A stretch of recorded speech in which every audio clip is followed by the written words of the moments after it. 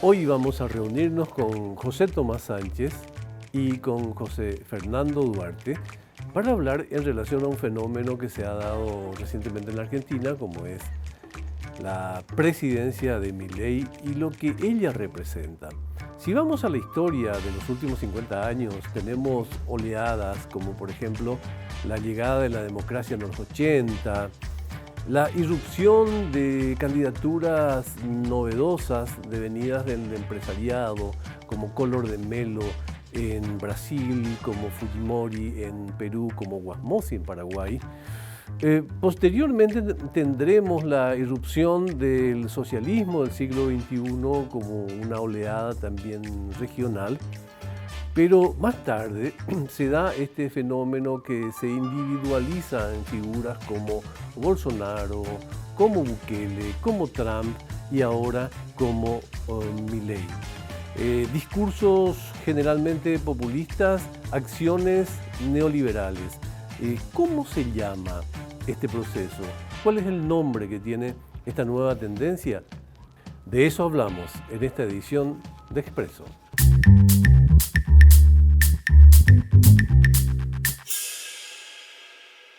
Entonces, ¿cómo se llama esto, Joseto?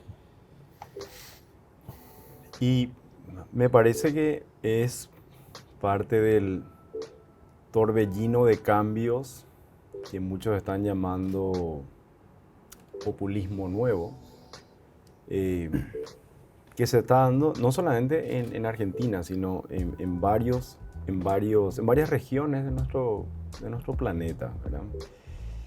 Lo interesante es de que o sea, tradicionalmente se podría responder como ser un populismo de derecha, pero populismo en el sentido académico, diría. ¿Cuál es el sentido académico? Porque el sentido más común del término populista es acusado aquel que promete cosas exageradas. Miente para acumular voluntades. Pero en este caso, en el sentido más académico de la CLO, sería aquel que pudo articular mejor las demandas existentes de la sociedad y dividió al campo político claramente en campos antagónicos. Esa es la definición del populismo, dividir el campo político en campos antagónicos, que Milei lo hizo con mucho éxito al proclamar que del otro lado del pueblo, él representa al pueblo, del otro lado está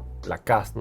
Y la casta definida como el establishment político, el establishment empresarial, el establishment sindical y mediático, podemos decir, que le incorpora también al final de la campaña. O sea, Milei con éxito logró hacer esa división, casta, no casta, casta versus pueblo, cosa que es curioso porque el término casta lo trae de la izquierda populista española, Pablo Iglesias, Podemos, etc. ¿verdad?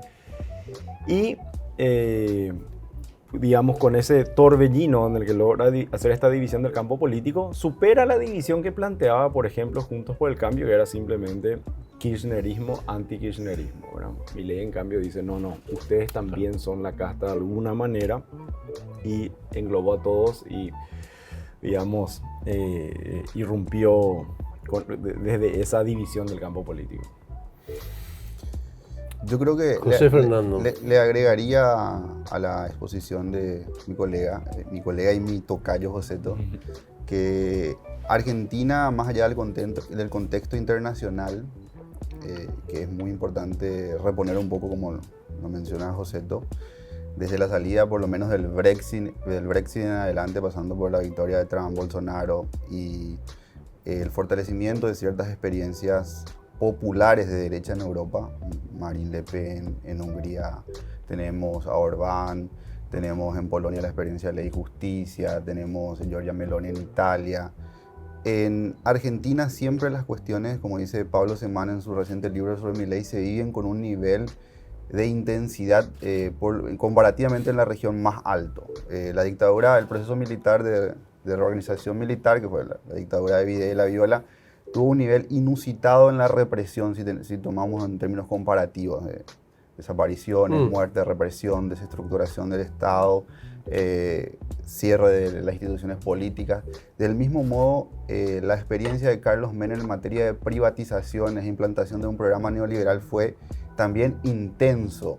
Incluso si tomamos como ejemplo comparativo el intento de dolarización de Bucaram en Ecuador, lo llevó rápidamente a su salida, aunque después el proyecto haya prosperado. Del mismo modo, si se quiere, la idea el retorno del peronismo en el 2003 en adelante tuvo esa intensidad de batalla cultural, de tratar de reconfigurar la historia, de reescribir la historia misma del peronismo a partir de una de sus tradiciones. Yo creo que en este sentido la experiencia de Milei es también extrema, por lo menos en su propuesta electoral. Vamos a hablar quizás después de las posibilidades reales de la aplicación de su programa, pero en su propuesta electoral Milei encarnó una propuesta, valga la redundancia, radical de programa libertario. Él mismo se considera el primer presidente libertario de la historia de la humanidad. Que en Argentina se haya dado ese éxito electoral, yo creo que debe llevarnos a evaluar la magnitud de cierta crisis en todos los órdenes de lo que se viene construyendo como marco de sentido en la sociedad argentina desde el último ciclo populista en adelante. Me refiero al gobierno de Néstor y Cristina. Planteaste varios temas que están, digamos, incorporados en siguientes capítulos que tenemos en esta entrevista. Me parece sumamente importante el hecho, primero, que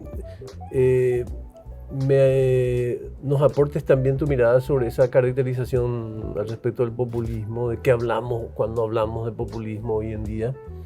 Y lo otro, ¿por qué en Argentina hay una erupción, digamos, en un proceso de cambio así tan rotundo?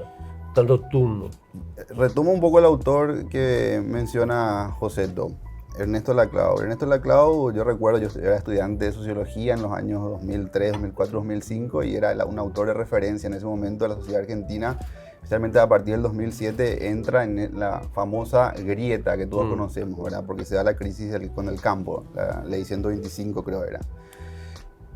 La particularidad de Laclau como teórico del populismo, para mí, el valor que yo le doy y lo rescato mucho, es que él pensó en una teoría neutral, si se quiere, del populismo, donde pudiera darse lugar a una comprensión de expresiones tanto de izquierda como de derecha como populistas, siempre que lograran la articulación de lo que explicó José, la división de la sociedad en un binarismo, si se quiere, en una confrontación antagónica entre lo que clásicamente fue pueblo y oligarquía. Bueno, Milei resignificó el concepto de oligarquía. En ese sentido es un populista. La oligarquía para Milei, ¿quiénes son? Son la casta política. Él empezó primero refiriéndose a esto como la corporación política.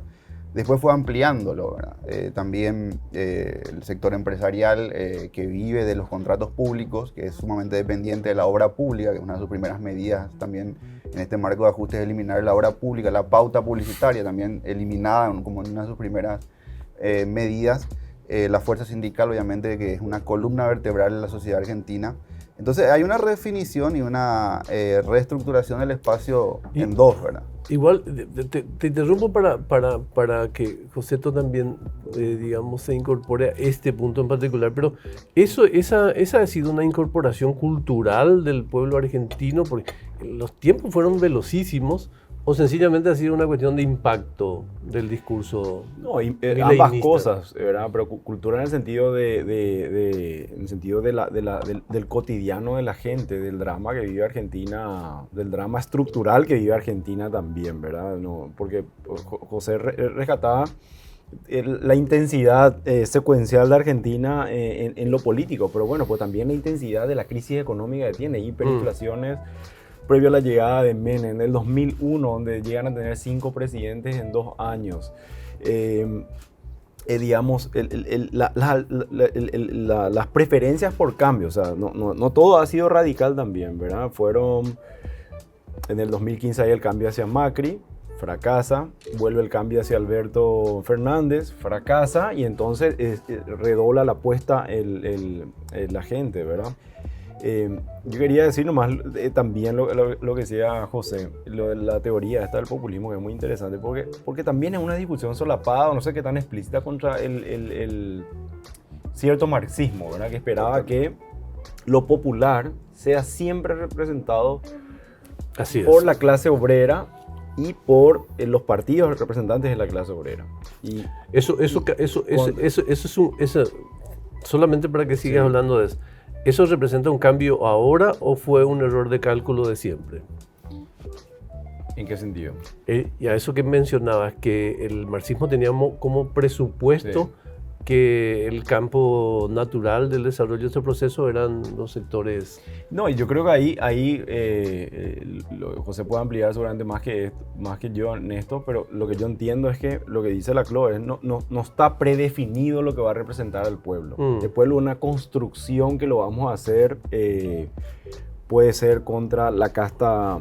Puede ser contra la burguesía, pero puede ser también contra los inmigrantes, puede ser contra la religión que está gobernando un país, puede tener diferentes formas.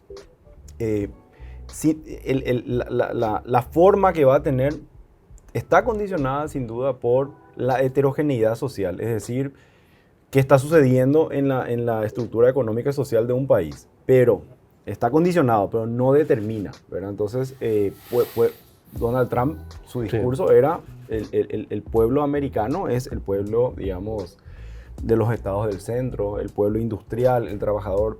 Algunos le daban más la connotación de blanco, pero ¿por qué?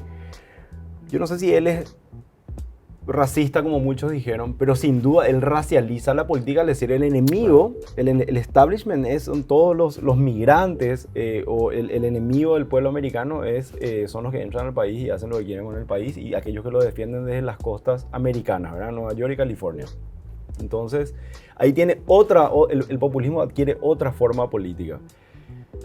Y acá, digamos, porque es importante rescatar esto también, porque para muchos críticos a Milei, digamos, lo ponen él es un representante de la élite, de la derecha, lo simplifican demasiado. Y el etiquetado fácil. El etiquetado fácil cuando que evidentemente tiene una base popular muy sólida, tiene un discurso ideológico más complejo de lo que se lo ve, porque él defiende a los trabajadores, pero piensa al trabajador, digamos, que debe ser defendido en otras claves y no simplemente como clase obrera. Defiende al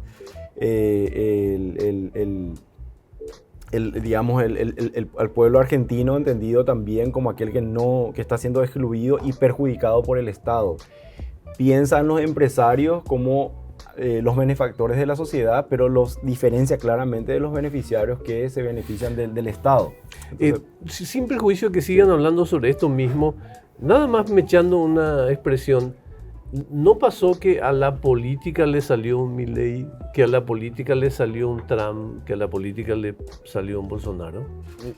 Voy a responder a tu pregunta, Augusto, pero quiero retomar un poquito la discusión sobre el populismo, ¿verdad? Siguiendo a Joseto. Y siguiendo el problema que el marxismo planteaba, porque efectivamente la discusión de fondo es con el marxismo. Laclau y Mouffe y otros están tratando de construir una teoría social, política, post-marxista, como ellos mismos lo dicen, ¿verdad? Y la idea en todo el siglo XX fue esa, ¿verdad? Que había un sujeto de la emancipación por excelencia, casi tenía una misión histórica en términos filosóficos, ¿verdad? Que era la clase obrera, ¿verdad? El sujeto de la emancipación.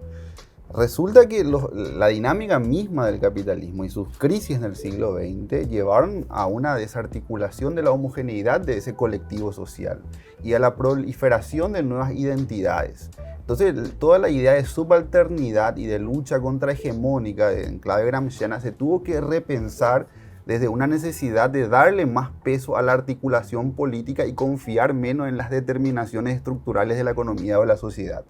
En ese contexto es donde se revaloriza, por ejemplo, la figura de Antonio Gramsci, que ya era un marxista que en la década de los 20 advertía la necesidad de que el marxismo tenga una teoría más política de la lucha. Bueno, ¿qué ha venido pasando a mi juicio? Y es algo que también que varios intérpretes dan cuenta de esto, es que, vamos a decir para simplificar, la derecha ha empezado a leer ampliamente a Gramsci. Incluso uno de sus representantes, muy subestimado muchas veces, como también lo fue subestimado Milei Antonio Laje, se declara un gramsciano de derecha. Agustín Laje. Sí. Y la necesidad de dar una batalla cultural respecto de determinados valores, de determinada agenda política. Entonces, yo no veo a Milei como una ruptura con esta politización intensa que el kirchnerismo llevó adelante bajo el retorno de lo político. Yo creo que Macri fue el intento fallido de despolitizar la sociedad argentina. Yo creo que Milei, por el contrario, es alguien que profundizó esta lógica, pero como dice Joseto, desde otras claves, desde otros puntos de interpelación, construyendo de otra manera a lo que él piensa o define como oligarquía, en ese sentido la casta. Si fuéramos a otro momento de estos 50 años, ¿se puede decir, José Tomás, que hubo un error de lectura en el socialismo del siglo XXI al respecto de esto mismo que señala de grandes ideas históricas que probablemente no se aterrizan en las claves de este momento o de ese momento? Yo soy muy cauto a la hora de asignarle responsabilidades a un sector político de si puede o no capturar los votos de la gente. No, me parece que la política, así como el mercado comercial, digamos, no, es muy complejo, o sea, en el sentido de, así como uno le puede decir a una empresa, ¿por qué no capturas todo el mercado y que todo el mundo te compre a vos en un mercado más o menos libre?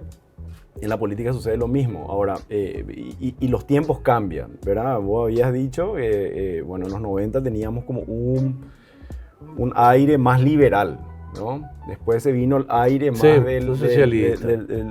hacia la izquierda, ¿verdad? Algunos más claramente defensores de la idea de un nuevo tipo de socialismo, el socialismo del siglo XXI, más democrático, más ambientalista, más... menos estatista, digamos, o al menos en su proclama. Y otros no, pero también fue parte del giro a la izquierda, desde Lugo hasta Lula, que no necesariamente se proclamaban parte del socialismo del siglo XXI. Eso, fíjate, también viene con lo que va sucediendo en la estructura económica, ¿verdad? Digamos, el boom, el commodity boom, el boom de las exportaciones de materias primas en América Latina medio concluye a mediados de los 2010. Y a partir de ahí tenés de vuelta un giro más hacia digamos, el liberalismo de derecha. Todavía en Argentina se dio dentro de una coalición más o menos estable de partidos con Macri, ¿verdad? Pues ya en Brasil se había dado con un outsider por derecha con Bolsonaro, ¿verdad? Y lo que está en el fondo también es la capacidad de los partidos de articulación de voluntades políticas de manera estable en toda la región, sobre todo como es en el Pacífico, Augusto, uno ve la demolición de los partidos políticos, ¿verdad? Sí. En Colombia, digamos, en 100 años de soledad, veía ahí los conflictos bordeando a Macondo entre el Partido Conservador y el Partido Liberal. Hoy eso ya no está. No. En Chile, que era un país que había organizado partidos fuertes de derecha, de centro con la democracia cristiana y de izquierda con el Partido Socialista y el Partido Comunista, hoy no está tampoco. Perú ni hablar. Perú hace 30 años no tiene partidos políticos. Ecuador no tiene más partidos políticos. Entonces toda esa demolición no estaba en la costa atlántica, digamos. Con Brasil, Uruguay sobre todo todavía tenía un bipartidismo con alternancia.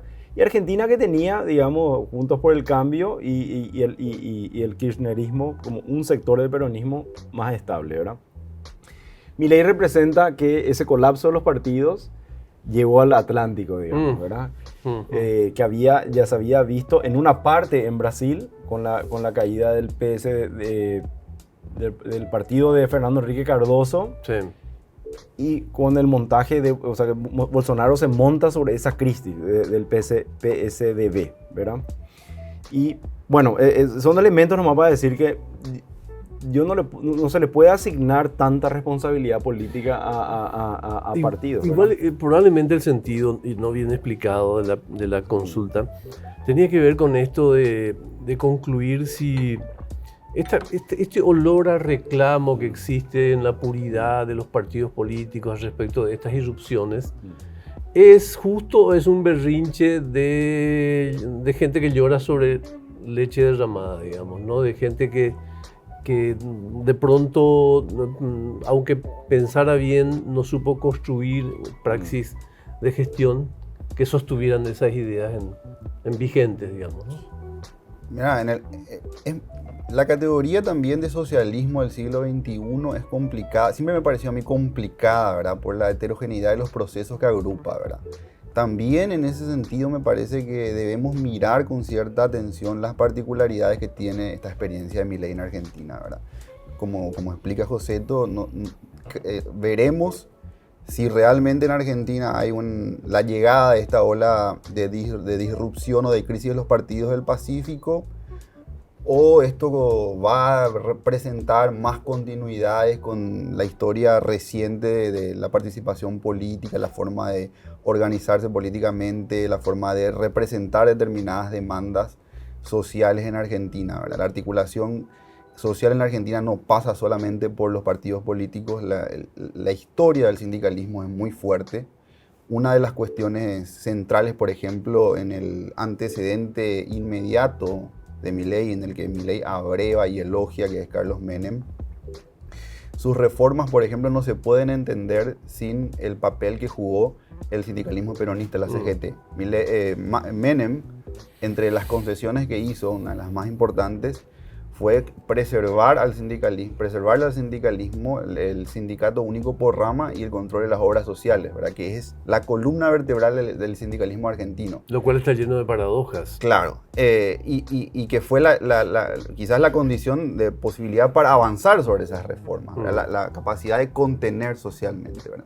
Esto nos abre a la incógnita, justamente decía yo, de la aplicabilidad o no del programa, que si tomamos en cuenta las primeras medidas anunciadas por Milei, están muy alejadas de su ideal utópico libertario. Porque acá hablamos mucho de populismo, nos remitimos a la Clau, pero si analizamos a Milei en sus propios términos, en los términos de su ideario, tendríamos que ir hacia lecturas que tienen más que ver con estos autores, ¿verdad? Rothbard, Nozick, la escuela austriaca. Y las primeras medidas que Milei anuncia se muestran como muy alejadas de esta pasión utópica que requeriría como desestructurar de un golpe a estructuras sedimentadas en años de la historia de Argentina. Entonces, habría que evaluar, ¿verdad? Habría que evaluar hasta qué punto Milei va a suponer realmente una ruptura con la historia reciente argentina. Siempre el juicio de volver a Milei. ¿Payo Cubas se puede dibujar, digamos, en ese mismo contexto o cómo lo caracteriza? Yo creo que sí. Yo creo que Payo Cubas es el primer outsider paraguayo de la democracia que es antisistema. Porque Milei es un outsider antisistema. Antisistema político e institucional argentino, así como, al menos en su proclama, así como como conocíamos el sistema hasta el momento. Y Payo Cubas evidentemente tiene ese diferencial con respecto a otros outsiders como Caballero Vargas en el 93, Pedro Fadul en el 93, Lugo. O sea, Payo Cubas tiene incluso un corte de clase social mucho más claro que lo que fue el luguismo en el 2008, que era más transversal, había sectores medios. Más conciliador. No, pero en el respaldo. Me parece que hay un sector de la élite que le respaldaba, un sector de la clase media que le respaldaba y además sectores populares mucho más hacia el área rural. Payo Cubas me parece que no tiene eso. Es un corte de clase social, de respaldo de clase social que no, sin élite respaldándole, ¿verdad? Y Payo Cubas planteó cambios en el sistema impositivo, planteó una Asamblea Nacional Constituyente, planteó cambios drásticos en la organización del Estado, en la configuración de los poderes. Es decir, es un outsider antisistema que sin duda viene con este clima regional donde hay sectores medios emergentes que no están articulados políticamente. Sectores medios emergentes no están articulados políticamente, porque Paraguay nunca ha tenido tanta gente asalariada, nunca ha tenido tanta gente viviendo en ciudades y nunca ha tenido tanta gente en la clase, emergiendo hacia la clase media. Eso genera crisis de representación en el sentido de que dónde va a ir estos sectores que ya no son los sectores pobres tradicionales, que ya requieren algunas seguridades, por ejemplo, no sé, ¿qué pasa si me enfermo?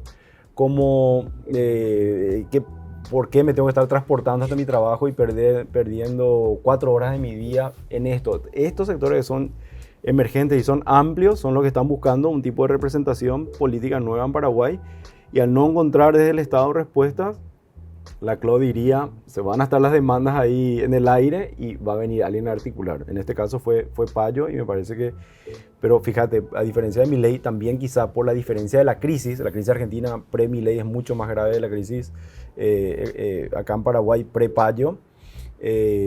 Payo no logra articular en un sector, por ejemplo, la cuestión de la casta. No hay el antagonismo con Payo. Más o menos lo hace. Roba banderas a diferentes actores políticos, pero no logra nominar claramente, quizá por la diferencia de la crisis. Ahí es donde, siguiendo con la Clau, ¿verdad? Lo que le faltó quizás es el famoso significante vacío. Sí. Que en el caso de Milei fue la libertad, ¿verdad? No podemos olvidar que la explosión... Que lo de Trump fue triunfal, ¿no? Pero la explosión de ese significante vacío de la libertad en el caso de Milei es inseparable de la pandemia y de las restricciones sanitarias en Argentina, que agravaron problemas preexistentes, que profundizaron problemas preexistentes y empezaron a generar las condiciones para que la figura de Milei tenga un eco que empezaba a tener, pero que no tenía en esa dimensión. Y una última cosa, yo también comparto la idea de que a Payo le falta cierta pata en la élite, porque está la famosa frase de Cristina, no recuerdo en qué año, cuando dice, se refiere a las corporaciones mediáticas y empresariales: si ustedes quieren gobernar, decía Cristina, pues bien, ya no van a gobernar de manera oculta, formen un partido y ganen las elecciones. Fue una frase que quedó como... Es muy típica. Casi es un meme hoy, porque después de esa frase de la corporación empresarial de la familia Macri vino una presidencia, y hoy recordemos que Milei empieza en una de las corporaciones argentinas muy importantes, la de Unequiam. Si bien tiene una pata popular, si bien su historia personal no tiene lazos con las élites tradicionales argentinas, él proviene de un sector de poder, fue una persona que trabajó ahí, que tuvo también cierto respaldo mediático, aparición en programas de aire, en prime time. O sea, Payo Cubas me parece que fue todo mucho más artesanal, realmente llevado adelante desde las redes sociales. En ese sentido, sí, yo creo que, y además por la situación totalmente diferente de Paraguay respecto a Argentina post-pandémica.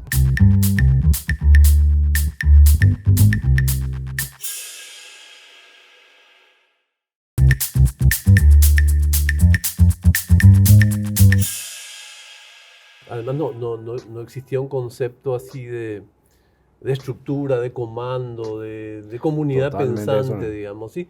Pero bueno, para hacer una pequeña pausa pedagógica nomás, cuando hablan de significante vacío, están hablando de una idea que significa 1000 discursos, digamos, y que es un recurso que con frecuencia están usados, a Trump le vino muy bien, pasa ahora con Milei, quizás son los dos ejemplos más notables, ¿no?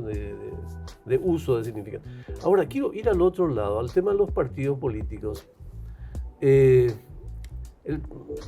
revisando el tema del clientelismo desde una perspectiva así, nunca puede ser no cuestionadora, pero revisando el tema del clientelismo en perspectiva de los partidos políticos dejaron de ser contenedores de un pueblo fiel, digamos. O sea, en términos, si pensáramos en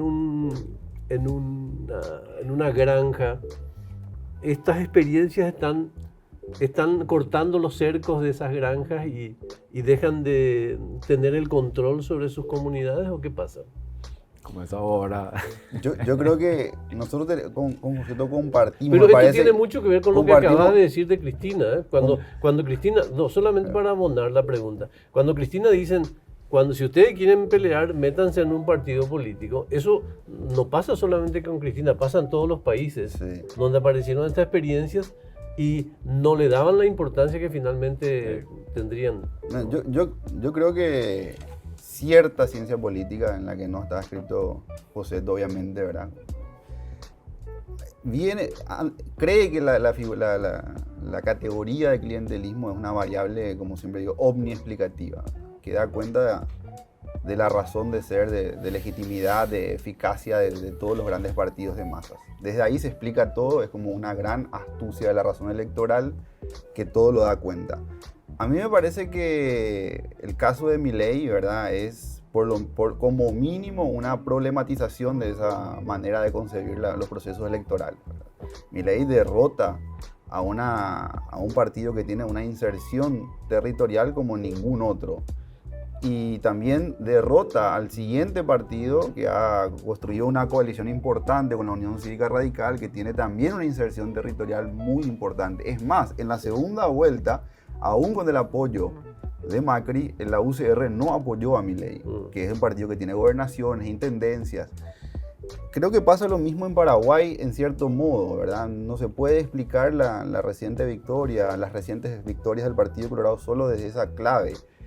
Tenemos experiencias sobradas en Paraguay, desde la victoria de Lugo hasta la victoria de Prieto en el este y otras importantes, donde el supuesto control electoral de los votos en base a la lógica del clientelismo fue desbordado en más de una ocasión. Me parece que todo lo que explica José respecto del crecimiento de sectores urbanos, la emergencia de una nueva clase media que en Paraguay emerge desde la década del 2000 en adelante, crea una dinámica que no se puede explicar desde ahí, o no se puede explicar absolutamente como mínimo desde ahí.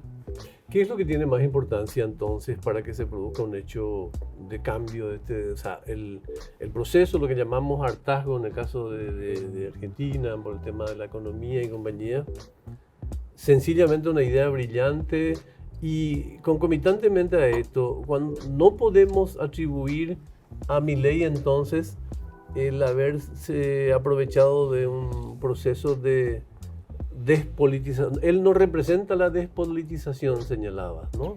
Para nada. Como podría haberse presentado otros personajes. Macri, José comparó con esa Macri, fue la experiencia de Macri. Más ciudadano. Incluso podemos decir que Rafael Correa en Ecuador en su momento también él hablaba de la revolución ciudadana contra los partidos, pero no estoy diciendo que él apostaba a una despolitización, pero sí en clave no política quiso hacerlo, ¿verdad? Sí en clave transformadora. Milei, en cambio, o sea, a mí me llamaba mucho la atención las charlas, ¿cómo le llamaban? No, clases de economía frente a 20.000 personas recitando su definición de liberalismo y todo el mundo haciendo eco de eso. O sea, me parecía extraordinario, ¿verdad?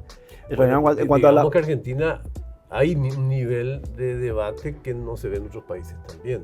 Es cierto. Yo creo que si miramos entre los populistas emergentes, es sin duda el más intelectual y eso lo lleva además a ser prisionero de sus palabras porque él busca una coherencia discursiva total, ¿verdad? Y normalmente en el populismo, desde esta mirada más académica, lo que hacen estos actores políticos es, al tener que articular muchas demandas, son a veces inconsistentes sus discursos internamente. Entonces, por eso que no hay una ideología populista, ¿verdad? Montan ahí hasta que surge la posibilidad del antagonismo. Volviendo a cómo es que irrumpen, yo creo que es muy determinante, primero, los sectores medios son muy determinantes. Yo escribí un artículo porque no ha habido populismo todavía en Paraguay, y en parte menciono ahí, porque los sectores medios todavía emergentes y no tanta magnitud, por ejemplo, ese no fue el caso de Argentina o de Chile, donde sectores medios emergen, no tienen en cuenta representación política y ante alguna crisis, se vuelcan hacia outsiders radicales, ¿verdad? O outsiders antisistema, ¿verdad? Entonces, la emergencia de sectores medios, o sea, inclusión económica sin inclusión política te lleva a estas dificultades, ¿verdad? Lo segundo, la preexistencia de partidos fuertes. Paraguay tiene de los partidos más, o sea, el Partido Colorado es uno de los partidos más fuertes del mundo en cuanto a su penetración territorial y social. Y el Partido Liberal también. Por eso decir simplemente, acá se explica todo, porque el clientelismo es un problema sobre todo, y el problema sobre todo viene de entender al Partido Liberal. ¿Cómo pudo haber durado tanto tiempo en oposición? Que es primo del Partido Colorado. Pero ¿cómo pudo haber durado? Porque el Partido Colorado en el poder, ¿verdad? Pues entonces vayamos a analizar el Partido Liberal. ¿Cómo puede estabilizar más o menos 24-25% de las preferencias electorales de la gente estando mayoritariamente en la oposición? Es porque no se puede explicar solamente. Pero quiero que me respondan esa pregunta tuya, pero le agrego una cuestión que me parece inquietante. Los partidos políticos, o sea, las comunidades políticas de Paraguay, ¿están politizadas o son clientelares esencialmente? ¿O ser clientelar es una forma de estar politizadas? Y hay que definir qué se está entendiendo por clientelar acá, ¿verdad? Tradicionalmente se habla del intercambio de preferencia electoral por un beneficio particular, pues en general vinculado al Estado, ¿verdad? Y es lo que digo, no se puede entender al Partido Liberal ya que no ha estado en el Estado predominantemente, y ni al Partido Colorado, y ahí yo creo que es donde falló mucho de la lectura política que hemos hecho en los últimos 30 años sobre el Partido Colorado. ¿Por qué? Porque el Partido Colorado se ha demostrado anticaudillo, por así decir, o el principal caudillo. ¿A qué me refiero? Si fuera solamente explicado por el clientelismo, el presidente tendría que designar por dedazo, así como lo hacía en México el PRI, por dedazo a su sucesor. Sin embargo, tradicionalmente el sucesor del presidente no es su caballo. Sí. Desde Lino Oviedo hasta Nicanor, que no respondía a González Maqui, Mario Abdo a Cartes. Mario Abdo no respondía a Cartes, Santiago Peña no respondía a Mario Abdo.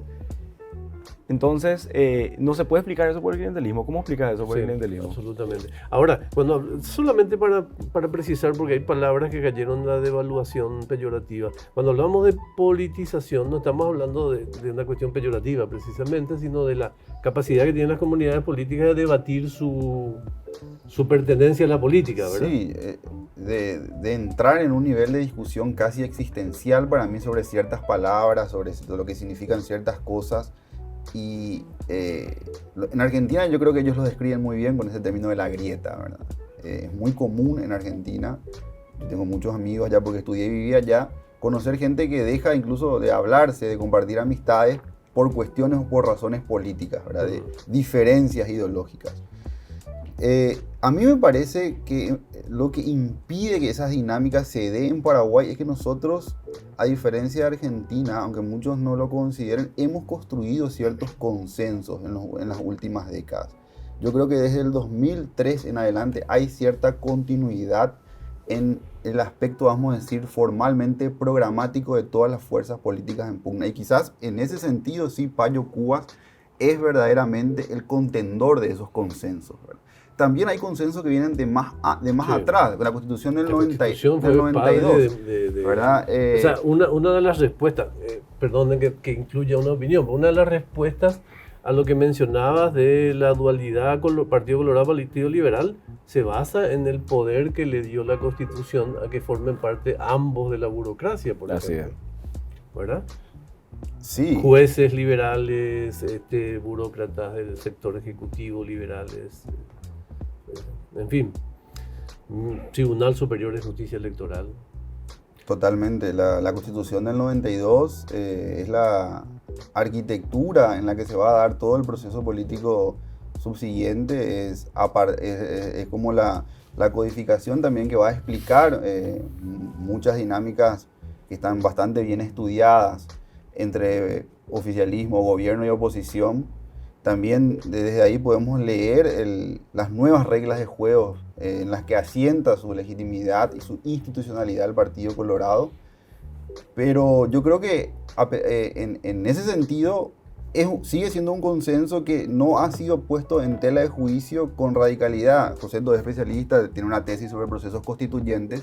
En Paraguay no han habido propuestas verdaderamente refundadoras o con pretensiones refundacionales después de la Constitución del 92. Han habido intentos de incluir determinadas cláusulas como la reelección, la enmienda. No se ha discutido seriamente si esta base normativa debe continuar o debe seguir. Pero por eso yo siempre decía, en el discurso de Payo Cuba sí hay esa impugnación. Payo Cuba es una persona que propone cambiar la Constitución, propone otra Constitución, propone otras reglas de juego. En ese sentido, sí, yo creo que él es como el gran impugnador que tuvimos recientemente. Sí. ¿Puedo decir algo más de las comunidades políticas? Después te iba a preguntar sobre la Constitución y este temor de hablar de la constituyente, ¿no? Que es muy increíble, ¿no? O sea, temor siquiera de conversar porque todos somos culpables de la posibilidad que haya una reelección, digamos, ¿no? Es un complejo de culpa. Hablamos de eso. Quería mencionar, lo que quería mencionar. Porque lo que quería mencionar es, si bien yo decía, Paraguay tiene, el Partido Colorado, uno de los partidos con mayor penetración territorial y social en el mundo, el Partido Liberal ha tenido también un éxito importante, estando incluso desde la oposición y algunos gobiernos locales. Pero hoy el Partido Liberal está en crisis. Payo Cubas no es un organizador, no es un Lula da Silva que te organizaba sindicatos y centrales obreras y después, no sé, federaciones, otra historia, y el partido de los trabajadores. No es lo opuesto, no puede organizar. Las democracias, la paz, o sea, es decir, la ausencia de violencia política, en ese sentido me refiero a paz, y la ausencia de crisis económicas drásticas y fuertes son malos elementos para construir partidos. Es decir, los partidos más fuertes vienen de periodos autoritarios, crisis fuertes y violencia política. Como no estamos en esa situación, va a ser muy difícil que emerja en la oposición un partido fuerte, y lo que probablemente vamos a ir viendo para adelante es la dilución de identidades políticas en la oposición y la emergencia continua de outsiders. Lugo no fue un partido fuerte.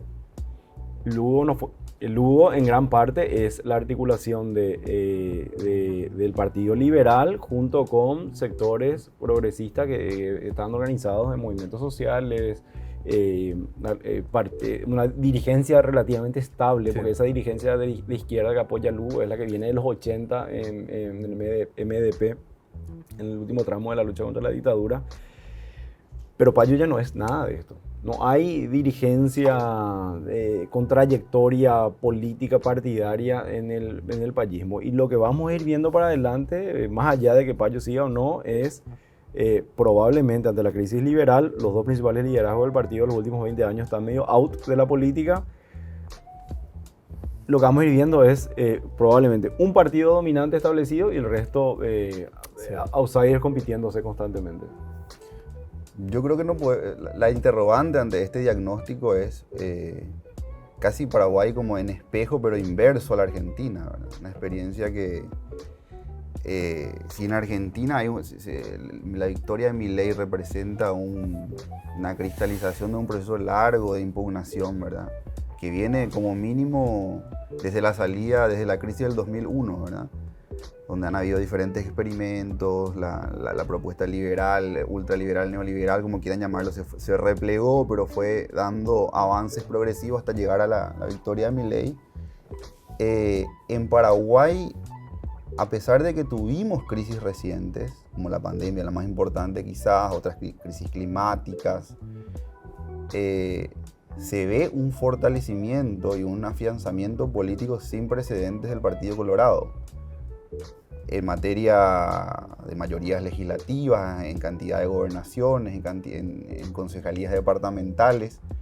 Yo creo que también esto algo debe decir de la situación social que vive el Paraguay, en contraste con la situación de otros países donde hay mayores turbulencias, mayores tensiones. Que el Partido Colorado amplíe su posición dominante, sin embargo, no significa que esté garantizada simplemente su continuidad. Me parece que hay un gran desafío es para el Partido Colorado ver si va a estar a la altura de interpretar estas nuevas demandas que son producto de una clase media que emerge, que se consolida, de la urbanización.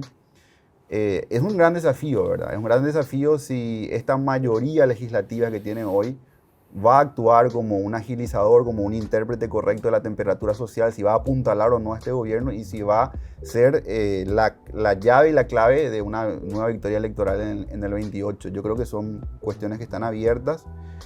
Paraguay contrasta en ese sentido quizás con Argentina, pero yo no daría por hecho tampoco porque, bueno, la emergencia de un liderazgo outsider o una experiencia política de contestación muchas veces ocurre de la noche a la mañana. No, claro, pero también puede no suceder y entonces el versus me parece que se ubica, si no fuera a suceder un hecho relámpago, Lugo 2 años antes, Milei, la otra alternativa es la capacidad de contener que pueden tener las propuestas políticas, ¿no? Y digo, esa capacidad de contener, y ahora aprovecho para meter la cuestión, sin perjuicio que me expliques el pero que acabas de mencionar, por eso a veces no se entiende el hecho de no debatir, digamos, el tema constitución, porque ese es un recipiente extraordinario para la emergencia de nuevas ideas políticas también, ¿no? Sí, pero yo no sé si la motivación, o sea, digamos, las constituyentes en general viene como respuesta a algún tipo de fantasma, ¿verdad? Algún tipo de problema previo. Entonces, la salida de las dictaduras generaron constituyentes en toda la región como respuesta a ese miedo, a ese fantasma, a esos problemas, ¿verdad? Después, con el giro a la izquierda, hubo nuevos intentos, algunos exitosos, otros fracasados, de constituyentes para replantear las reglas de juego ya en una América Latina más democrática, con mayores recursos, emergentes sectores medios, etcétera, ¿verdad?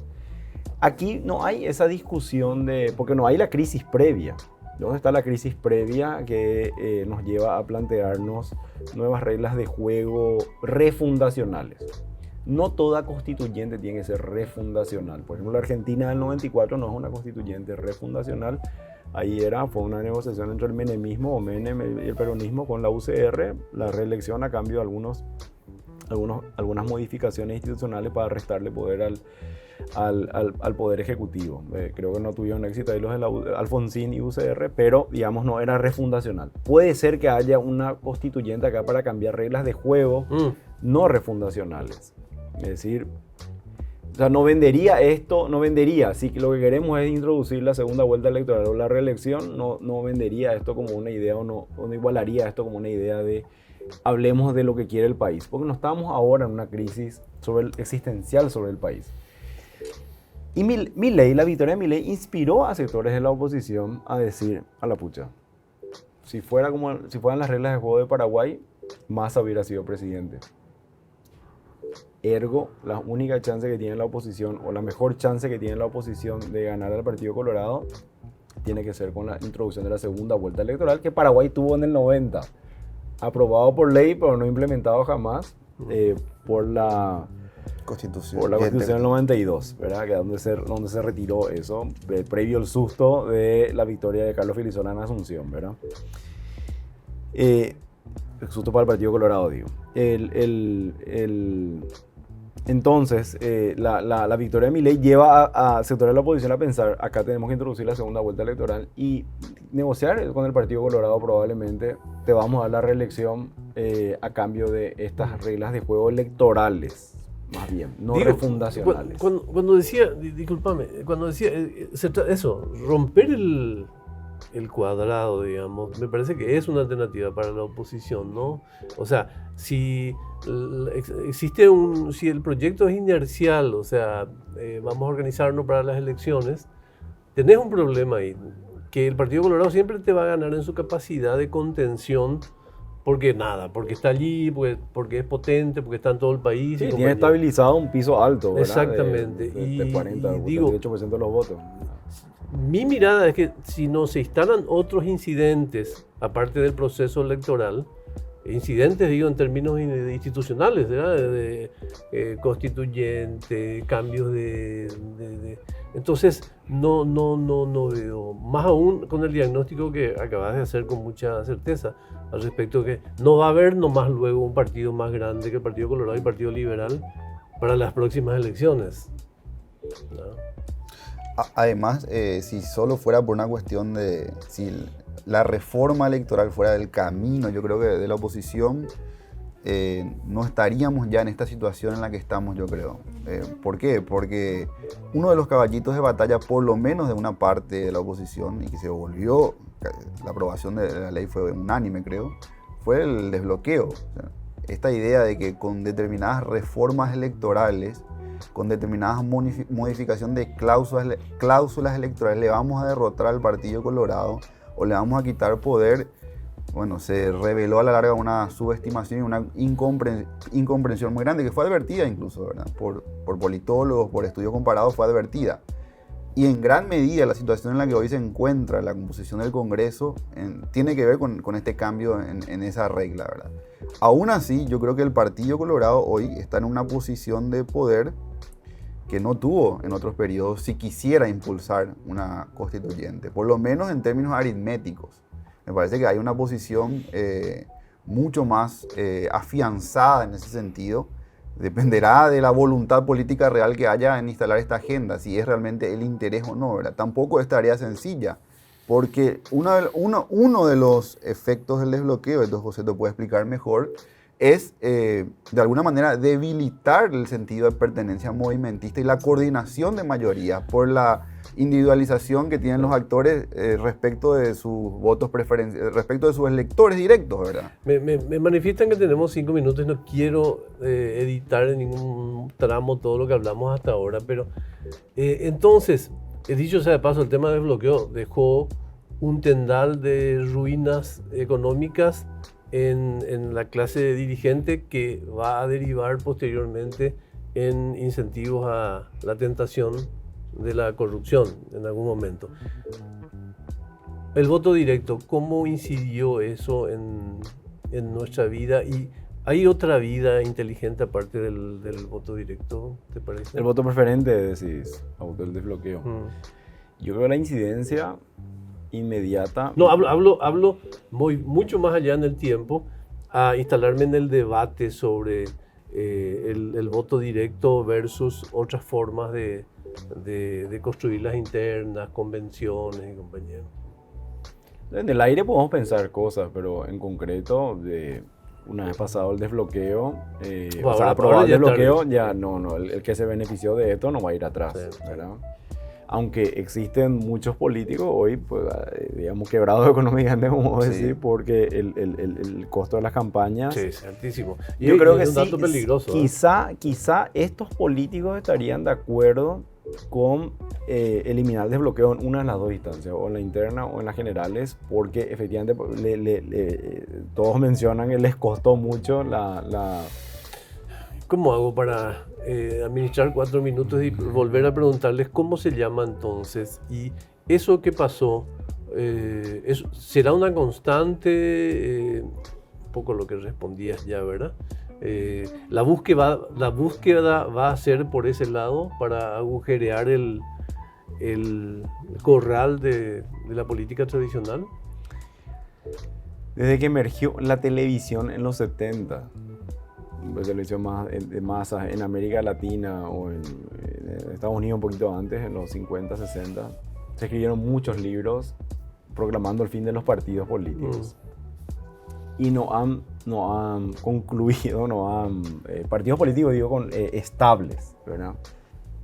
Hoy mi primera respuesta tiende a ser creer que, dado que no estamos en una crisis muy fuerte, que no estamos en un momento de violencia política y que estamos en democracia, no hay precondiciones para construir partidos fuertes, por suerte, diría.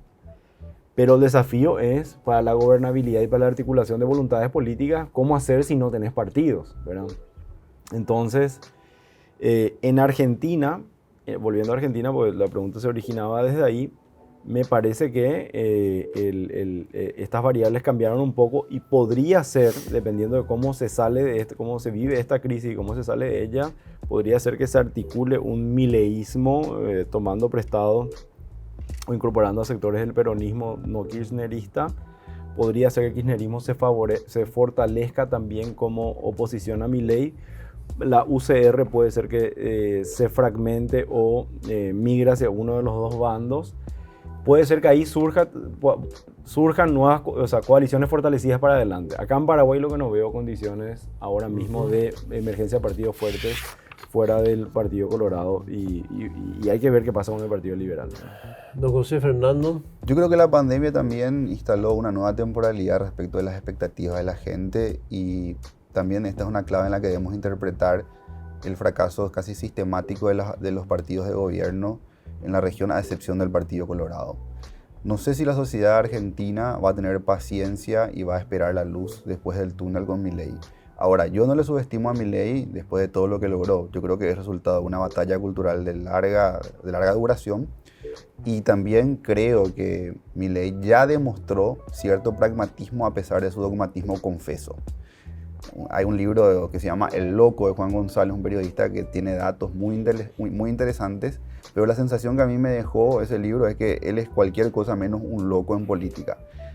Pudo haber intentado un camino mucho más dogmático en la organización con la creación de un nuevo partido libertario, no lo hizo, cerró acuerdos muy importantes con dirigentes del peronismo de las provincias, con antiguos armadores y punteros reciclados de la época menemista. Entonces yo le veo a Milei una capacidad de por lo menos intentar una articulación política que le pueda dar cierta gobernabilidad. Pero es su mayor desafío porque el plan económico de emergencia que ha anunciado genera expectativas negativas y genera un clima de desesperación para mucha gente, ¿verdad? Y también se ve en estos anuncios que su dogmatismo, su programa libertario fue puesto totalmente entre paréntesis. El gobierno anunció aumento a impuestos a las retenciones, el gobierno acaba de anunciar que van a seguir los planes sociales. Explicar todo esto a un electorado que tenía otras expectativas no va a ser fácil, va a ser una tarea muy difícil. Quedó muchísima tinta en el tintero, una expresión antiquísima. Un día vamos a explicarle que es un tintero y que es una tinta, pero muchas gracias José Tomás y José. Gracias Augusto, gracias José por la conversación. Muy amable, muchas gracias. Muchas gracias al Hotel Sheraton por recibirnos siempre.